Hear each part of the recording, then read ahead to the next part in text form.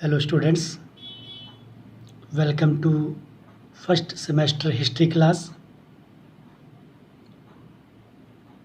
पहला एक सूचना, कल मैं उन्हां बच्चों के लिए 3 स्पैशल वीडियो भेजियां सन जिस विच सिलेबस, क्वेश्चन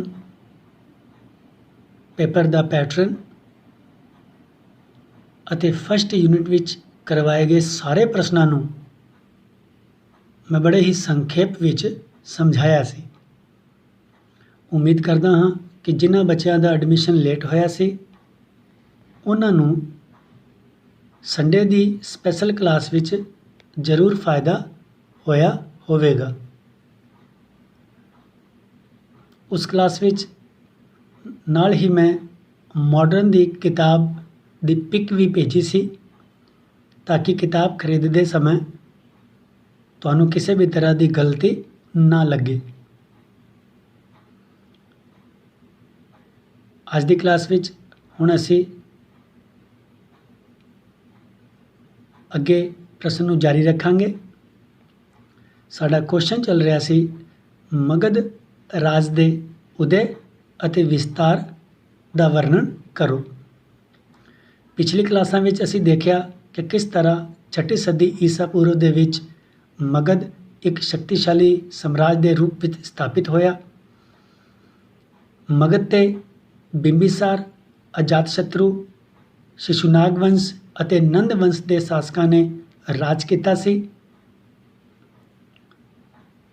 इन्हां सारे शासकों अते वंशां ने मगध नूं एक शक्तिशाली साम्राज्य विच बदल दिता सी।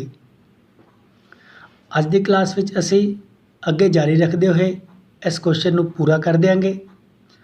अज दी क्लास विच असी मगध साम्राज्य के विस्तार के कारणों की चर्चा करांगे। शुरू करते हैं मगध साम्राज्य के विस्तार के कारण। मगध राज के विस्तार के लिए अनेक कारण जिम्मेवार सन, जिन्हां विचों पहला है भूगोलिक स्थिति। मगध साम्राज्य के विस्तार विच इसकी भूगोलिक स्थिति बहुत सहायक सिद्ध हुई। मगध दे उत्तर वल गंगा, दक्षिण वल विंध्याचल पर्वत, पूर्व वल सोन अते पश्चिम वल चंपा नदियाँ ਜਾਂ दरिया बहते हैं। इस तरह मगध साम्राज्य चारों पासों तो सुरक्षित सी। इस दियां दोवें राजधानियां राजगृह अते पाटलिपुत्र भी भूगोलिक पक्षों महत्वपूर्ण स्थानां ते स्थित सन। पहली राजधानी राजगृह 5 पर्वतों की एक श्रृंखला द्वारा घिरी हुई सी। क्योंकि उस समय तोपों का आविष्कार नहीं होया सी, इसलिए इस राजधानी ते जित प्राप्त करना लगभग असंभव सी। 5वीं सदी विच मगध के शासकों ने पाटलिपुत्र नूं अपनी राजधानी बनाया। ये राजधानी मगध के केंद्र अते गंगा, गंडक अते सोन नदियां के संगम ते स्थित सी। इस तो थोड़ी दूरी ते ही सरयू नदी गंगा विच मिलती सी। सिट्टे वजों नदियां ਜਾਂ दरियावां तो घिरे होने के कारण पाटलिपुत्र भी बहुत ही सुरक्षित सी, जिस कारण मगध साम्राज्य का विस्तार होंदा चला गया। अगला पॉइंट है लोहे के विशाल भंडार। मगध के विस्तार विच लोहे के विशाल भंडारां ने भी महत्वपूर्ण योगदान दिता।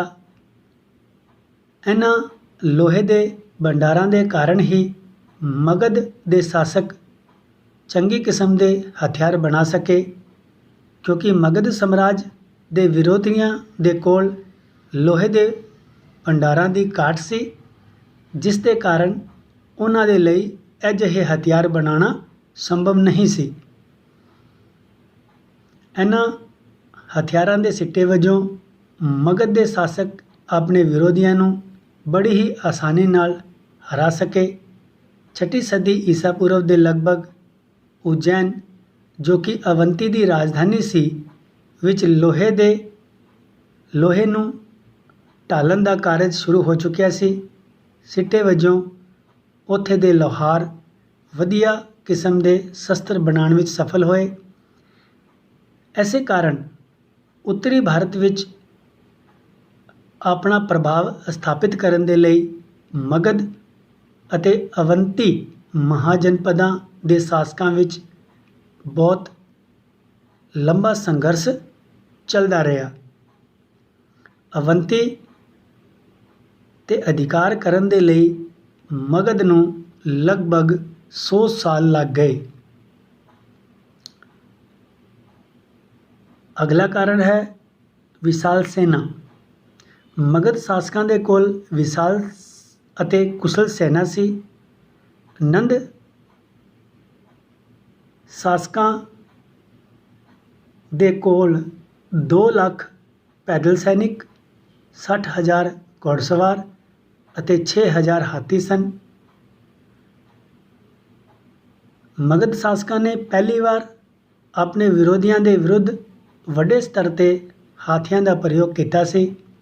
ਇਹਨਾਂ ਹਾਥੀਆਂ ਦਾ ਪ੍ਰਯੋਗ ਮਜ਼ਬੂਤ ਕਿਲ੍ਹਿਆਂ ਨੂੰ ਤੋੜਨ ਦੇ ਲਈ ਅਤੇ ਆਵਾਜਾਈ ਦੇ ਸਾਧਨਾਂ ਦੇ ਰੂਪ ਵਿੱਚ ਕੀਤਾ ਗਿਆ ਸੀ। ਇਸ ਸ਼ਕਤੀਸ਼ਾਲੀ ਸੈਨਾ ਦੇ ਕਾਰਨ ਹੀ ਮਗਧ ਦੇ ਸ਼ਾਸਕ ਆਪਣੇ ਵਿਰੋਧੀਆਂ ਨੂੰ ਸਫਲਤਾਪੂਰਵਕ ਹਰਾਉਣ ਵਿੱਚ ਸਫਲ ਰਹੇ ਸਨ। ਅਗਲਾ ਕਾਰਨ ਹੈ ਚੰਗੀ ਆਰਥਿਕ ਸਥਿਤੀ। ਮਗਧ ਸਾਮਰਾਜ ਆਰਥਿਕ ਪੱਖ ਤੋਂ ਬਹੁਤ ਖੁਸ਼ਹਾਲ ਸੀ। ਇੱਥੋਂ ਦੀ ਭੂਮੀ ਬਹੁਤ ਉਪਜਾਊ ਸੀ। ਸਿੰਚਾਈ ਸਾਧਨਾਂ ਦੀ ਕੋਈ ਘਾਟ ਨਹੀਂ ਸੀ।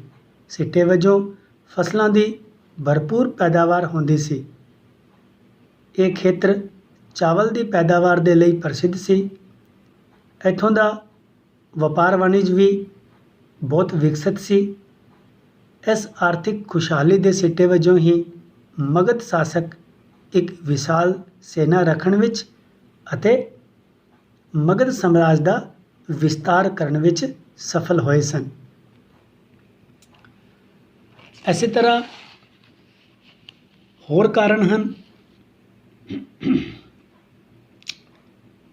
ਜਿਨ੍ਹਾਂ ਵਿੱਚ ਅਸੀਂ ਕਹਿ ਸਕਦੇ ਹਾਂ ਕਿ ਇਹ ਹੋਰ ਕਾਰਨ ਵੀ ਮਗਧ ਸਾਮਰਾਜ ਦੇ ਵਿਸਤਾਰ ਦੇ ਲਈ ਬਹੁਤ ਸਿੱਧ ਹੋਏ ਸਨ। ਮਗਧ ਤੇ ਬਿੰਬੀਸਾਰ, ਅਜਾਤਸ਼ਤਰੂ ਅਤੇ ਸ਼ਿਸ਼ੂਨਾਗ ਤੇ ਮਹਾਪਦਮਨੰਦ ਜਿਹੋ ਜਿਹੇ ਵੀਰ ਅਤੇ ਤਾਕਤਵਰ ਸ਼ਾਸਕਾਂ ਨੇ ਰਾਜ ਕੀਤਾ ਸੀ। ਮਗਧ ਸਾਮਰਾਜ ਦੇ ਵਿਸਤਾਰ ਦੇ ਲਈ ਉਹਨਾਂ ਨੇ ਹਰ ਸੰਭਵ ਪ੍ਰਯਾਸ ਕੀਤਾ। ਇਸ ਤੋਂ ਇਲਾਵਾ ਮਗਧ ਵਿੱਚ ਜਾਤੀ ਪ੍ਰਥਾ ਇੰਨੀ ਕਠੋਰ ਨਹੀਂ ਸੀ ਜਿੰਨੀ ਕਿ ਉਸ ਸਮੇਂ ਭਾਰਤ ਦੇ ਹੋਰ ਪ੍ਰਦੇਸ਼ਾਂ ਵਿੱਚ ਸੀ। ਲੋਕਾਂ ਦੇ ਪਰਸਪਰ ਮੇਲ ਮਿਲਾਪ ਅਤੇ ਏਕਤਾ ਦੇ ਕਾਰਨ ਮਗਧ ਦੇ ਵਿਰੋਧੀਆਂ ਨੂੰ ਆਸਾਨੀ ਨਾਲ ਹਰਾਇਆ ਜਾ ਸਕਿਆ ਸੀ। ਇਸ ਤਰ੍ਹਾਂ ਇਹਨਾਂ ਸਾਰੇ ਕਾਰਨਾਂ ਦੇ ਸਾਮੂਹਿਕ ਜਾਂ ਸਾਂਝੇ ਪ੍ਰਭਾਵ ਦੇ ਸਿੱਟੇ ਵਜੋਂ ਹੀ ਮਗਧ ਸਾਮਰਾਜ ਦਾ ਦਿਨੋਂ ਦਿਨ ਵਿਸਤਾਰ ਹੁੰਦਾ ਚਲਾ ਗਿਆ। ਸਟੂਡੈਂਟਸ, ਅੱਜ ਦੀ ਕਲਾਸ ਵਿੱਚ ਇੰਨਾ ਹੀ। ਅੱਜ ਇਹ ਕੁਐਸਚਨ ਪੂਰਾ ਹੋ ਗਿਆ ਹੈ। ਤੁਹਾਨੂੰ ਪਿਛਲੀ ਕਲਾਸਾਂ ਵਿੱਚ ਵੀ ਮੈਂ ਦੱਸਿਆ ਹੈ ਕਿ ਇਹ ਕੁਐਸਚਨ ਬਹੁਤ ਇੰਪੋਰਟੈਂਟ ਹੈ, ਕਿਉਂਕਿ ਇਹ ਪ੍ਰਸ਼ਨ ਅਕਸਰ ਪੁੱਛਿਆ ਹੀ ਜਾਂਦਾ ਹੈ। ਤੇ ਤੁਸੀਂ ਪਿਛਲੇ ਕਲਾਸਾਂ ਦੀ ਨੋਟਸ ਤੁਸੀਂ ਬਣਾ ਲਏ ਹੋਣੇ ਹੈ ਤੇ ਅੱਜ ਦੀ ਕਲਾਸ ਨੂੰ ਵੀ ਉਸ ਵਿੱਚ ਸ਼ਾਮਿਲ ਕਰਦੇ ਹੋਏ ਕੁਐਸਚਨ ਨੂੰ ਪੂਰਾ ਕਰਕੇ ਰੱਖੋ ਤਾਂ ਕਿ ਜਦੋਂ ਇਹ ਕੁਐਸਚਨ ਪ੍ਰੀਖਿਆ ਵਿੱਚ ਪੁੱਛਿਆ ਜਾਂਦਾ ਹੈ ਤੇ ਤੁਸੀਂ ਤੁਰੰਤ ਹੀ ਉਸ ਦਾ ਉੱਤਰ ਦੇ ਸਕੋ। ਪ੍ਰਸ਼ਨ ਬਣਾਉਂਦੇ ਸਮੇਂ ਪਹਿਲਾਂ ਮੈਂ ਜਾਣ ਪਛਾਣ ਕਰਾਈ, ਫਿਰ